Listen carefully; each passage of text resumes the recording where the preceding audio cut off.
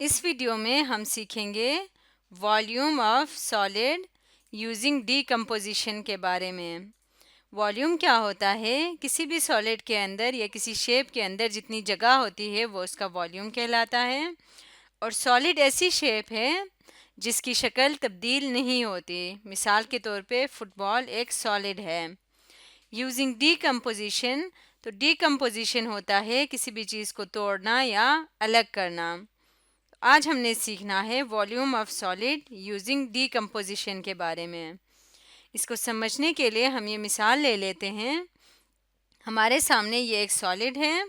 इस शेप का volume find करना है। तो वॉल्यूम का फॉर्मूला है volume is equal to length, L यानी लेंथ, डब्ल्यू यानी विड्थ और एच यानी हाइट। तो length multiply by width multiply by height करें तो हमारे पास वॉल्यूम आ जाता है। लेकिन वो तब होता है जब इस शेप में लेंथ एक जैसी हो, विड्थ और हाइट भी। अगर हम इस शेप को देखें तो यहाँ पे जो इसकी लेंथ हमें नज़र आ रही है, नीचे की तरफ इसकी लेंथ ज़्यादा है जबकि ऊपर की तरफ इसकी लेंथ कम है। तो इसका मतलब इसी एक शेप में इस शेप की लेंथ सेम नहीं है, तो इसका मतलब हम इस फॉर्मूले से डायरेक्ट इसका वॉल्यूम नहीं फाइंड कर सकते। अगर हम यहाँ से देखें इसकी लेंथ कितनी है यानी लंबाई में कितने क्यूब्स हैं, इनको काउंट करते हैं। 1 2 3 4 5 6 7 8 9। इसकी लेंथ में, लंबाई में नीचे की तरफ है 9 क्यूब्स और ऊपर की तरफ कितने हैं? 1 2 3 4। ऊपर की तरफ 4 क्यूब्स हैं। तो इसका मतलब लंबाई बराबर नहीं है। तो अगर हमने इसका वॉल्यूम फाइंड करना है तो हमें इस शेप को डीकम्पोज करना पड़ेगा यानी तोड़ना पड़ेगा। तो हम इस शेप को यहाँ से तोड़ लेते हैं, यहाँ से अलग कर लेते हैं और फिर इस शेप का दो शेप बन जाएंगे। फिर इनका वॉल्यूम फाइंड करते हैं। तो जब हम इसको यहाँ से तोड़ के अलग कर लेंगे तो ये इस तरह की शेप बन जाएगी जिसमें ये वाला हिस्सा अलग हो जाएगा और ये वाला हिस्सा अलग हो जाएगा। अब हम इन दोनों का अलग अलग वॉल्यूम फाइंड करते हैं। हम इन दोनों शेप्स को यहाँ पे इस तरह से ले आते हैं और हर शेप के सामने उसका वॉल्यूम फाइंड करके लिखेंगे। तो यहाँ पे लिख देते हैं इस शेप के लिए V यानी वॉल्यूम। थोड़ा सा मैं इधर करके लिखती हूँ। वॉल्यूम इज इक्वल टू, इसका वॉल्यूम क्या होगा?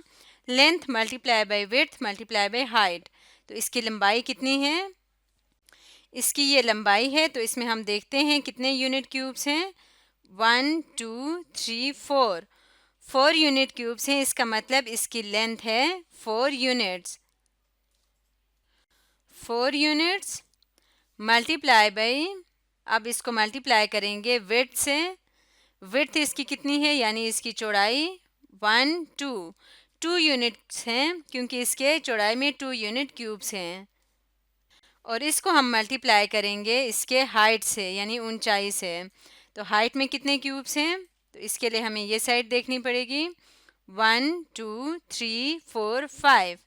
5 यूनिट क्यूब्स हैं यानी इसके हाइट 5 यूनिट्स हैं। तो यहाँ पे लिखेंगे 5 यूनिट्स। अब इनको मल्टीप्लाई करते हैं।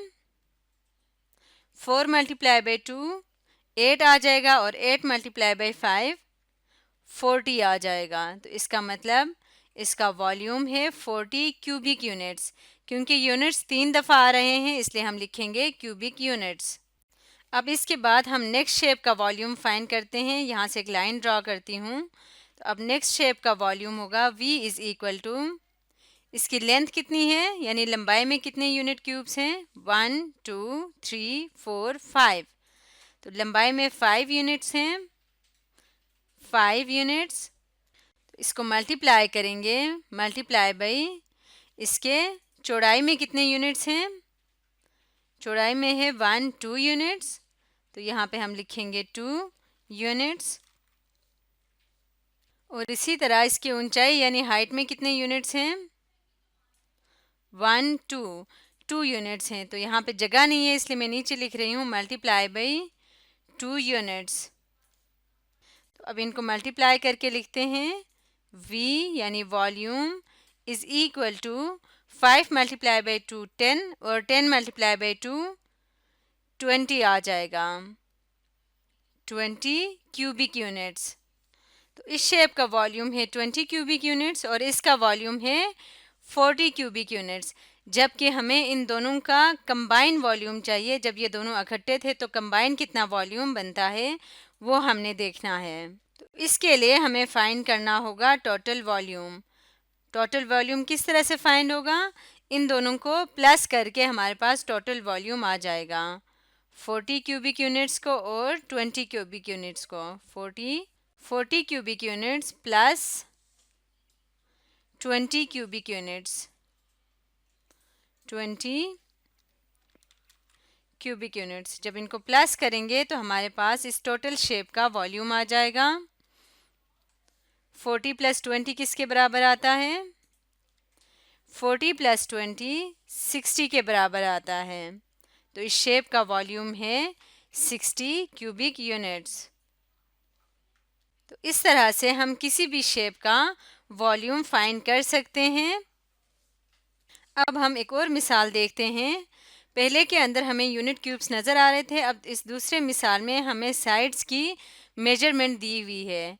जैसे अगर हम यहाँ से देखें तो इसकी लंबाई है 5 इंचेस और जबकि यहाँ से देखें तो इसकी लंबाई है 3 इंचेस। इसी तरह इस तरफ से इसकी हाइट है 7 इंचेस। तो अब हमने क्या करना है, इस सॉलिड का वॉल्यूम फाइंड करना है। हम इसको डीकम्पोज करेंगे। कहाँ से? यहाँ से इसको काट के अलग कर लेंगे इस हिस्से को, यहाँ से यहाँ तक के हिस्से को। तो जब हम इसको काट के यहाँ से अलग कर लेंगे तो ये दो शेप्स बन जाएंगे और अब हमने इन दोनों शेप्स का वॉल्यूम फाइंड करना है अलग अलग। तो ये इस शेप को मैं थोड़ा सा ऊपर लेके जाती हूँ ताकि यहाँ पे जगह बन जाए। और अब इसका अलग से वॉल्यूम फाइंड होगा और इसका अलग से वॉल्यूम फाइंड होगा। ये टोटल हाइट पहले 7 इंच थी, जिसमें से हमने कितने इंच अलग कर लिए हैं? अगर हम एक दफ़ा फिर से इसको देख लें तो यहाँ टोटल 7 इंच में से हमने क्या करना है, 3 इंच को माइनस कर देना है, क्योंकि इसको हम अलग करके यहाँ पे ले गए 3 इंच को। तो 7 में से जब 3 इंच माइनस करेंगे तो पीछे क्या बचेगा? 4 इंचेस। तो यहाँ पे हम लिख देते हैं 4। अब इसकी हाइट है 4 इंचेस, इसकी यहाँ पे लेंथ है 3 इंचेस और विड्थ है 2 इंचेस। इसी तरह से यहाँ पे इसकी हाइट है 3 इंचेस, इसकी लेंथ है 5 इंचेस और विड्थ सेम है, वो चेंज नहीं हुई, इसलिए यहाँ पे इसकी विड्थ होगी 2 इंचेस। तो यहाँ पे हम लिख देते हैं 2 इंचेस। तो वॉल्यूम का फॉर्मूला है length multiply by width multiply by height. तो पहले इस शेप का वॉल्यूम फाइंड करते हैं। इसके लिए मैं यहाँ पे लिखती हूँ V यानी वॉल्यूम इज इक्वल टू, इसकी लंबाई कितनी है? 3 इंचेस है, 3 इंचेस। इसको मल्टीप्लाई करेंगे इसकी चौड़ाई से जो कि है 2 इंचेस, यानी विड्थ चौड़ाई को कहते हैं 2 inches.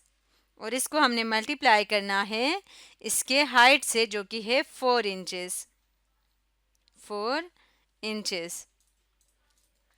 3 multiply by 2 multiply by 4, 3 2 ज़ार 6 और 6 को जब 4 से मल्टीप्लाई करेंगे तो क्या आ जाएगा? 24। और इंचेस क्योंकि 3 दफ़ा मल्टीप्लाई हो रहा है तो ये क्या बन जाएगा?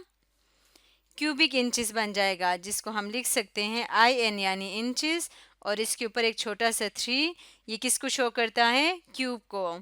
इसको हम पढ़ेंगे 24 क्यूबिक इंचेस। अब हम इस शेप का फाइंड करते हैं वॉल्यूम। इसके लिए यहाँ पे एक लाइन ड्रॉ करेंगे और वॉल्यूम के लिए V लिखते हैं, V इज इक्वल टू, इस शेप की लंबाई लेंथ कितनी है? 5 इंचेस, 5 इंचेस।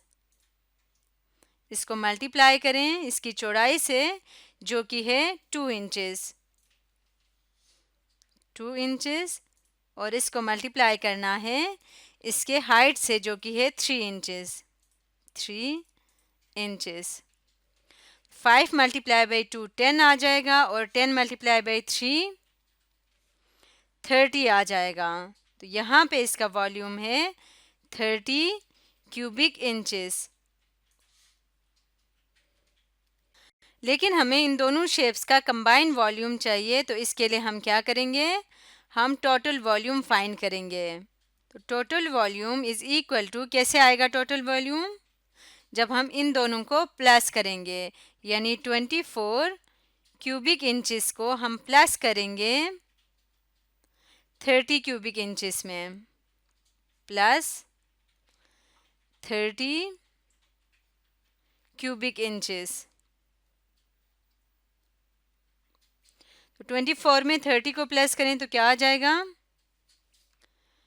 24 में 30 को प्लस करने से हमारे पास आएगा 54 क्यूबिक इंचेस। ये हमारा टोटल वॉल्यूम आ जाएगा। इस तरह से हम डिफरेंट शेप्स का वॉल्यूम फाइंड कर सकते हैं।